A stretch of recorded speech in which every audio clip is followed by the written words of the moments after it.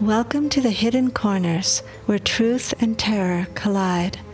Discover a realm where the lines between the living and the supernatural blur as you embark on a journey to the paranormal and visit the mysterious hidden corners of your mind.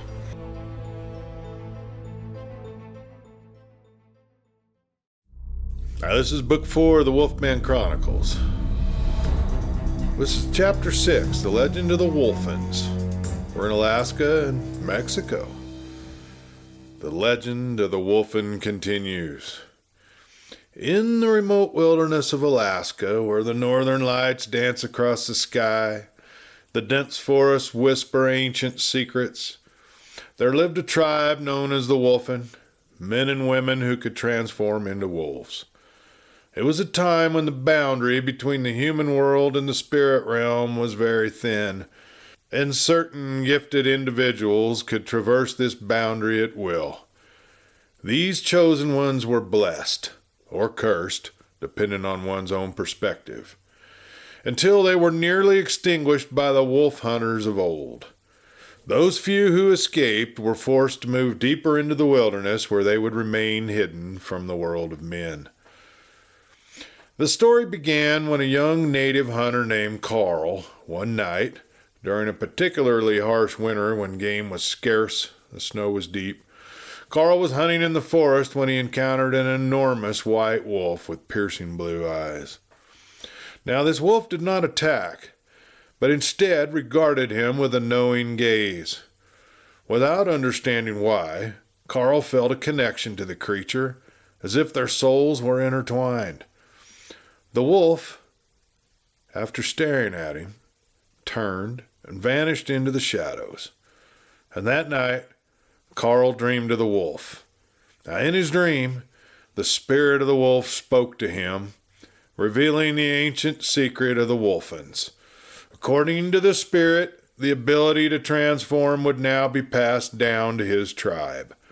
As wolves, they would have a far better chance of capturing their prey and surviving the winter. However, this came with a heavy price.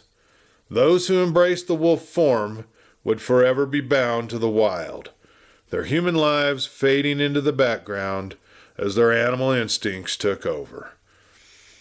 Awakening with a start, Carl felt a strange power coursing through him.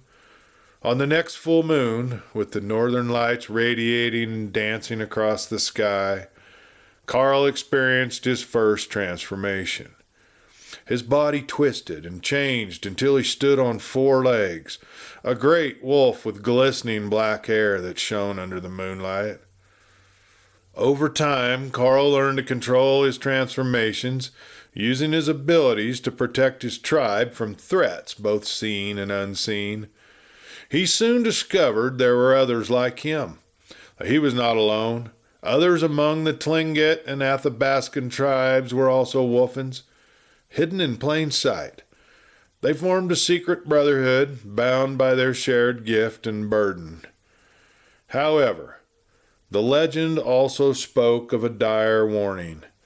If a Wolfen lost control of their wolf form, they would be consumed by it, forced to live as wolves for the rest of their life, completely losing their human abilities and moral judgment.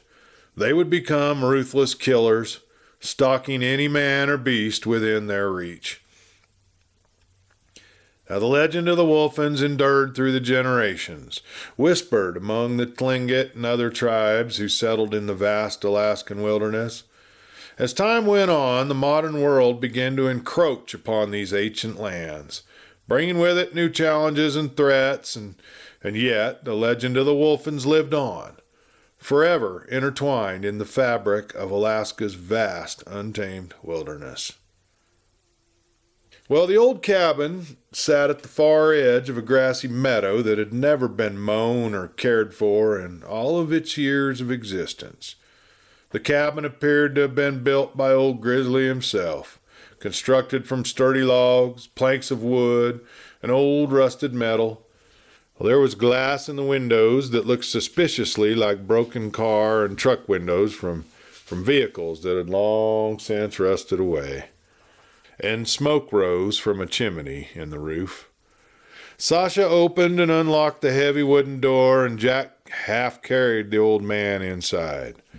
Now, old Grizzly had lost quite a bit of blood, and the pain was making him slide in and out of consciousness. Sasha shuddered at the thought that the trap had caused those injuries were meant for a wolf. She didn't want to think about the pain and the agony it would have caused the animal. A part of her was glad old Grizzly had stepped on the trap that had nearly severed his leg. She thought he deserved it all for the wolves he's killed, as she glanced around the small cabin. It was rugged and simple, but warm and functional. Fire in the wood stove burned in the corner of the room, heating the cabin's interior, the only source of heat during most of the year. The furniture inside was sparse, entirely handmade. A large, rough-hewn table occupied the center of the room, surrounded by a couple of mismatched chairs and a bench. Shelves lined the walls, packed with preserved foods that were so old and dusty it was hard to determine what might be inside.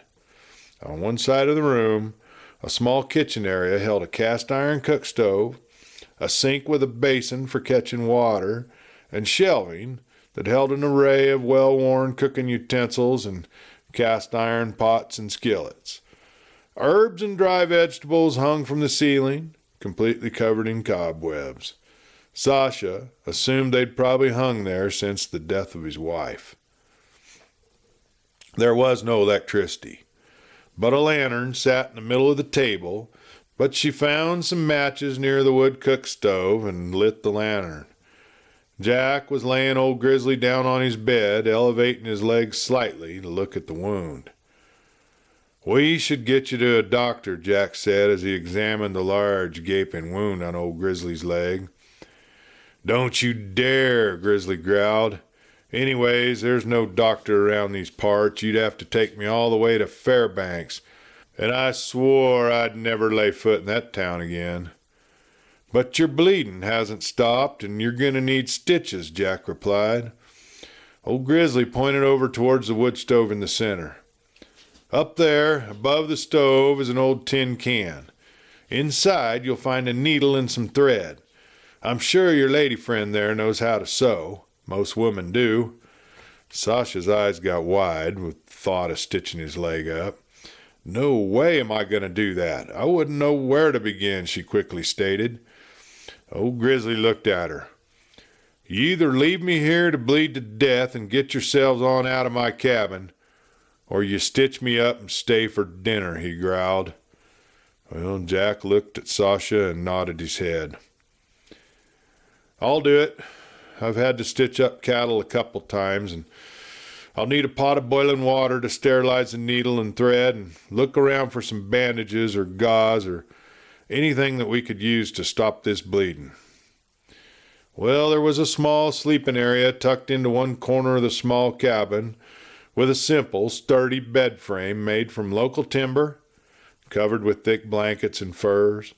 Next to the bed was a bookshelf with a few books leaning haphazardly against each other. Animal pelts and furs lined the walls and were draped over chairs and used as rugs on the floor. There was no bathroom, just a chamber pot on the floor by the bed and an outhouse out behind the cabin. Sasha found a couple dish towels in the kitchen and started a pan of water to boil on the stove. She'd poured some in a bowl and put the dish towels in it to soak. Jack gently washed the old man's wound while Sasha sterilized the needle and the thread. It was a pretty good-sized needle, and it made her queasy just looking at it. And she was thankful Jack was willing to stitch up the old man's wound. Sasha knew she wouldn't be up for it herself. Besides, she would prefer just letting the old man bleed to death. This old guy doesn't deserve Jack's kindness, after he specifically stated he wanted to kill us both. And look at how many wolves he's killed, she thought as she glanced around the cabin. Jack asked Sasha to pour another glass of whiskey for old Grizz, and gave him a piece of leather to bite on if the pain got too much for him. Grizzly, for his part, downed the whiskey in one gulp, then gruffly said, Just get on with it." The old man winced as Jack drew the needle through the man's leg, gently pulling the string taut. Now Jack had sewn up cattle that had cut themselves on barbed wire fence, and he'd stitched up a horse that had impaled herself on a broken tree limb. He knew how delicate skin tissue can be, and also how painful it is. He worked with deft fingers to get the job done quickly with the least amount of pain. "Well, you're lucky it didn't sever the bone. Your boot kept you from losing your leg," Jack told the old man when he was finished. "You shouldn't stand on that leg or walk on it for a few days, though." Well, Grizzly, he nodded, then he closed his eyes. He had gritted his teeth and refused to let even a gasp of pain leave his lips as Jack sewed up the wound. But now that was over, he felt weak and he felt dizzy. He was angry. This never would have happened if those two hadn't come snooping around my land, he thought as he drifted off. "I think he fell asleep," Jack said as he washed his hands in the kitchen wash basin. "Well, should we leave?" Sasha asked. "Yeah, probably," Jack responded, "but I don't like just leaving him here like this. Maybe we should cook up some dinner and try to feed him at least, and maybe we can talk to him and find out why he thinks we're wolves." He laughed. "Sasha," she rolled her eyes, "I don't like him. He's just an angry, bitter old man who took a disliking to us as soon as he saw us. He probably just doesn't like strangers coming into his little town, so he calls all tourists wolves. I don't think he meant anything more than that." Jack nodded. "You might be right, but I still don't like sneaking out while he's sleeping." Sasha was annoyed by that. "Jack, we wouldn't be sneaking out. We weren't invited here in the first place. You sewed up his leg. You really don't owe him any more courtesy than that." Jack didn't respond to that thought. He grabbed some potatoes and carrots from a bowl on the counter and looked in the freezer for some meat. Now there were several hand-wrapped packages of game. He chose one that said venison, proceeded to make a pot of venison stew. Halfway through cutting up the vegetables, Grizzly groaned and opened his eyes. "Well, you're still here, I see." "Well, we didn't want to leave until we were sure you were okay. We're going to make you some venison stew. You should eat something, and then we'll go," Jack replied. And with that, Grizzly managed to sit up, leaning heavily on his elbow for leverage. "Well, I'm surprised you didn't eat me while I slept," he muttered to himself, but loud enough for Jack and Sasha to hear him. Jack let Sasha finish making the soup and went to sit next to the old man. "Look," Jack said, "we don't mean you any harm. We just drove up this here direction because we were looking for property on this map." He showed Grizzly the folded-up piece of paper he'd brought with him from Fairbanks. "None of the roads are marked around here. We didn't mean to come anywhere near your property." Grizzly glanced at the paper Jack was holding, but he didn't respond. "Back at the bar you called me a wolf," Jack said. "I'm curious why you said that. And why'd you take such an instant disliking to us?" Grizzly looked Jack straight in the eye. "I know you're kind. I can see it in your eyes, and I can smell you a mile away." Jack sat quietly for a moment, staring back at old Grizzly. "So, there are others like us around here?" he asked. "This part of the country is full of wolfens." "Wolfens?"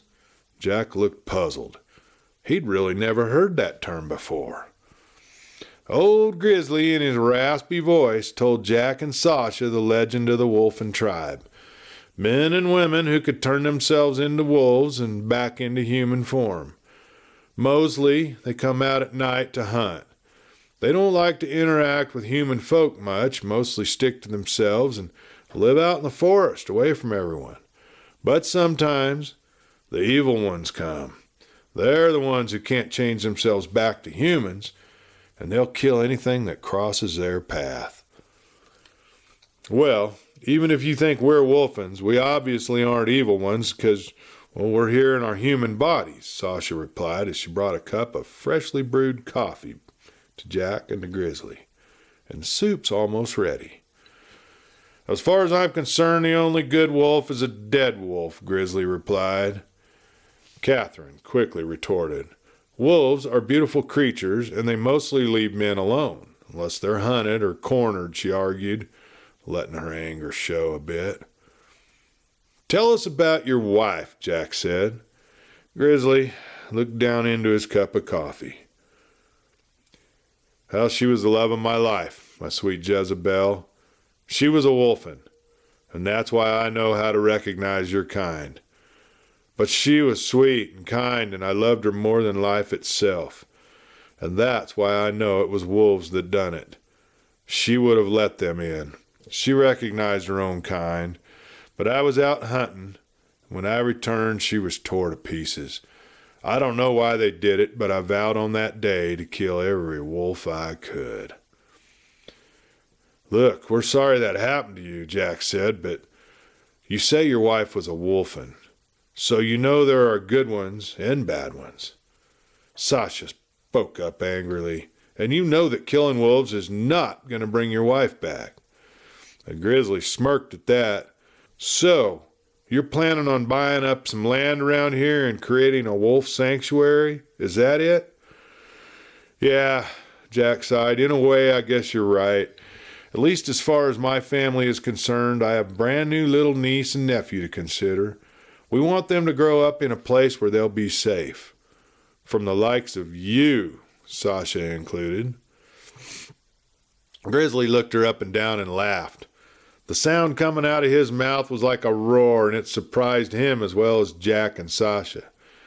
He realized he hadn't laughed in over 10 years. It felt so strange and good that soon tears were rolling down his face. He didn't know if it was from too much whiskey or the pain in his leg or maybe a combination of both. But once he started, he couldn't seem to stop laughing. "You remind me of her," he finally said once he'd caught his breath. "She was spunky. Always spoke her mind. God, I miss that woman." Sasha looked over at him and said, "Well, maybe she just led us right to you then." Grizzly took a big old sigh. "Don't think you can melt this old heart that quickly, sweetheart. I still plan on killing you." He looked at Jack and winked at him. Well, after a hearty meal of soup, Jack told Grizzly he should get some sleep. They told him they'd be back in the morning to check on him. If infection set in, they'd still have to take him to Fairbanks. They told Grizzly they'd be camping over by the airfield and didn't mind staying over until they were sure his leg had healed. They got up and walked towards the door. And in a small voice, they heard Grizzly whisper, "Thanks," under his breath. As they walked towards the car, Jack reached up and grabbed Sasha in an embrace. "If I ever get as ornery and grumpy as that, take me out back and shoot me." Sasha laughed at that. "Well, I really didn't like him, but now I just feel sorry for him." "Yeah, well, let's just hope he doesn't have a change of heart by morning and meet us at the door with a shotgun," Jack replied. Now the twins were growing fast, much faster than human babies normally develop. They were already sitting up and playing outside of the tent in the long summer grass. They were intrigued by the reindeer that would wander up and sniff the tops of their heads. The doctor had moved over from the camp he was originally in to be closer to Catherine and Usko. He was fascinated by the children's development, didn't want to miss a single day of the astonishingly quick rate of growth. At this accelerated rate of development, I predict they'll be crawling within a week and walking by the end of the month, he told him. He was concerned that their brains and little minds might not develop as fast as their bodies, but so far, this didn't seem to be the case. Ulfer and Uma were much better at controlling their transformation now, but still seemed to prefer being in wolf form when they weren't curled up in Catherine's arms or nursing. They'd already developed keen hearing and an acute sense of smell. They knew who was coming near their tent or who was nearby. Their little heads would perk up in unison at the slightest sound or smell, and moments later someone might walk by their tent or a bird would fly overhead. Now, Catherine sent pictures to Jack's phone as often as she could. Miguel let them know he would be arriving within a couple of days for a visit. Julian was disappointed he was not able to come, but flying out of the country was still not possible for him. Now, Catherine assured him that as soon as the twins were old enough to travel, they'd fly back to Mexico so Julian could see his grandchildren. And they intended to be at the wedding in August, no matter what. Man, it was hot and miserable in Mexico. Miguel was bored. He was looking forward to his trip to Norway to see Catherine and Usko and the babies. He went through the process of checking that everything would be taken care of during his absence. And then he went out and bought his plane tickets. He was already packed and waiting for his departure date. Now, Julian and Juanita were both on edge, and the heat didn't do anything to help. Julian had asked Miguel about some old boyfriend of Juanita's that they'd run into when they were out on the town during last weekend. Miguel had never liked the man known only as Montoya, but then Miguel didn't like any politicians. They were all corrupt. It was the drug cartels that really ruled the country. Everybody knew that. See, Montoya was just another petty politician. He never could figure out what Juanita had seen in him, and he let Julian know that the pendejo was nothing to worry about. He's all talk. He thinks he's a big guy running for an office that he didn't get elected for anyway. There was a big old scandal and his wife divorced him. He blames Juanita for everything that's gone wrong in his life since he first laid eyes on her. He pulled a knife on us, Julian said. I quickly took it away from him and laid him on the ground. I didn't have to do much, though. The bastard was so drunk he knocked himself unconscious when he fell. So we carried him to his apartment and dropped him in a heap on his doorstep. Miguel got a laugh. Don't give him another thought. Really, man, Juanita was just flirting around with him, and that was a couple of years ago. He never meant anything to her. Julian just let it go. Juanita could be hot-tempered, and he didn't want to press her about it anyway. So he did as Miguel suggested and didn't give it another thought. I'm leaving for Norway in the morning, Miguel mentioned to Juanita and Julian at dinner. I've got a couple of hired cowboys coming in after the weekend to help out around here with the horses and the cows, but you two will have to hold the fort down for a day or two until they get here. It's rodeo season, you know. It's hard to find good help this time of year. Well, don't you worry about it, Julian replied. We can handle it. I know, and it's been quiet around here since we got back from Montana. Rather boring, actually, but I don't like leaving you two alone, and you know that. Miguel poured himself another shot of tequila and backed it down in one swallow. Juanita grabbed the bottle and poured herself another shot as well. She raised her glass to her brother. You just go have a good time. You kiss those babies for me. We will be just fine. All conversation stopped when Rosa came out from the kitchen carrying freshly made flan and a bowl of sweet strawberries. Miguel needed to be at the airport early. Rosa wanted to do some shopping, and Julian and Juanita had supplies to pick up at the feed store, so they all drove into town together. They'd drop Miguel off at the airport, run their errands, and head back to the ranch.